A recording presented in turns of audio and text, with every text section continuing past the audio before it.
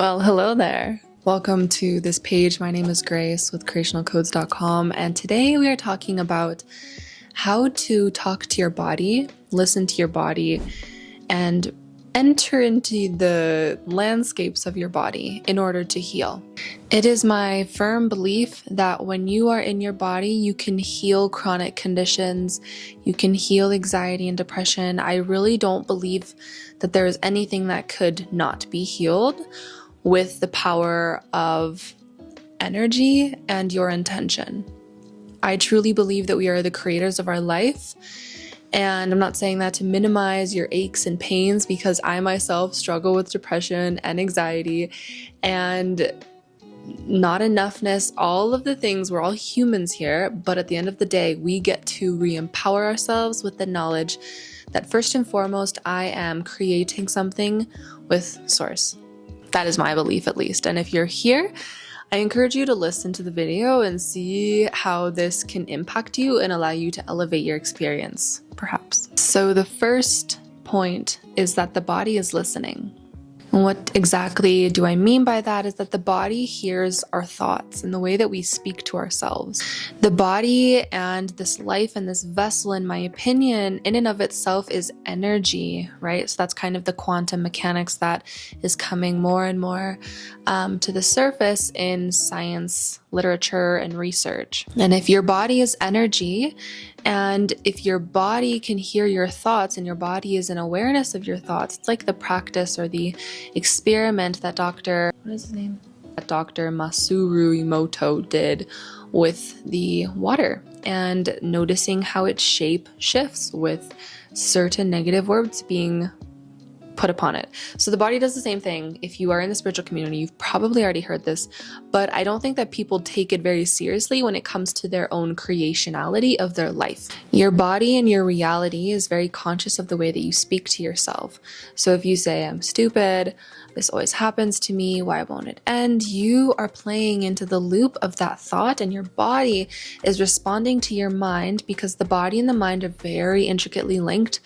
You can notice this when you are exercising or going for a run, and the moment you tell yourself this is too hard, I cannot do it, your body immediately gets so much weaker and so much more fatigued.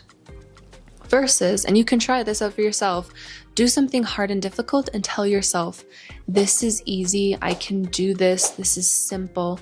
Your body will respond and you will be re-energized. So this then must mean that we are constantly creating health and vitality, or pain and dis-ease in the body. And it is imminently occurring as you speak to yourself. Those thoughts that come up, a lot of the times we cannot hear our thoughts. I feel this for myself a lot. You know, the thoughts are very subconscious, it's almost like they're playing in the background, and I can hear just a whisper of them. And so how do we become more and more aware of our thoughts? I will get into that in just a minute. Another thing I want you to pay attention to or examine just for a moment is your environment, okay? Because if your body itself is an environment, an ecosystem, a living organism, then you need to pay attention to what is going on within your organism. What is the energy surrounding your body? So this could be external and it can be internal. Research study papers have been done on people who are surrounded by high achievers in an office or business-like setting, and these people will be able to excel and succeed more so than somebody who is surrounded by low achievers and lazier, kind of more fatigued people. And it's not a judgment on people, it's just a fact of energy, right? So those people are being impacted by the people around them. So people who are surrounded by high achievers achieve more. People who are surrounded by low achievers, people surrounded by drama, people surrounded by illness, they are more likely to become those things surrounding them. This is also just the law of resonance. Your energy wants to be in cohesion with what is around it. The negative impact that occurs from these bullish thoughts and mentalities that we may have in our mind that affects our bodies might be perfectionism, comparison, low self-worth, low energy in general, decreased energy and drive, decreased relationship or desire to socialize because we just don't feel worthy enough, we don't feel good about ourselves, and the list goes on and on. So let's resolve this issue here. How do we talk to the body? How do we get out of this cycle? One way that I love to talk to the body, this is how I do it in general, is I enter into meditation, okay? And then I close my eyes and I just listen. I listen to all the aches and pains and all the problems and all of the hurt and all of the stories and all of the belief systems, and I just listen. So this practice is essentially just you noticing and sensing what is alive within you. What is there? We don't want to run from it or mask it or oppress it, and I don't believe in that really. I feel like that's kind of a silly way to go about it, and I know that it works for some people, but for myself, I just love alchemy. I want to see it. I want to deal with it. And I know that shadow work can also have a really heavy impact on our health. So I don't recommend that you do crazy amounts of shadow work every day. It's really hard on your nervous system. It's really hard on your relationships. And it's really hard on just yourself in general. So don't feel like you need to. This is not a race. Don't rush into this, but just notice. So I never dig up old pains and problems just because. I'm simply becoming aware of what is alive, what is present right now. So then we're not criticizing our current realities. We're just noticing. We're not judging. We're just becoming aware.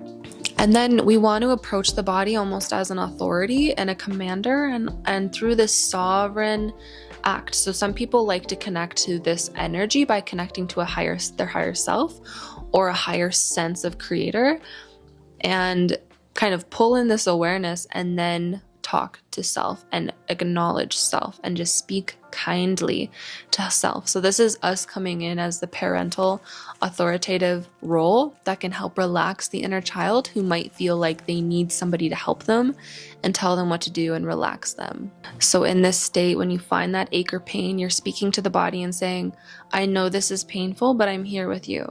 I know this is painful. Let's get curious. What is going on here? Where did this come from? So we're kind of diving into it really lightly. I don't like to push anywhere. If you ask a question and your energy doesn't follow, don't force it. Like, don't go down the rabbit hole of trying to make that happen.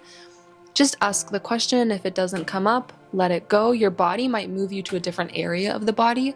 Your energy might take you back up to the shoulder and then to the ear and then down to the knee and then down to the calf and then back up to the heart. You know, like your body will guide you, because your body is also processing. It's stored it in all these little areas in the body in order to keep you safe and to keep you from having to process it in the moment. So these are all ways that we are communicating, processing, listening to the body.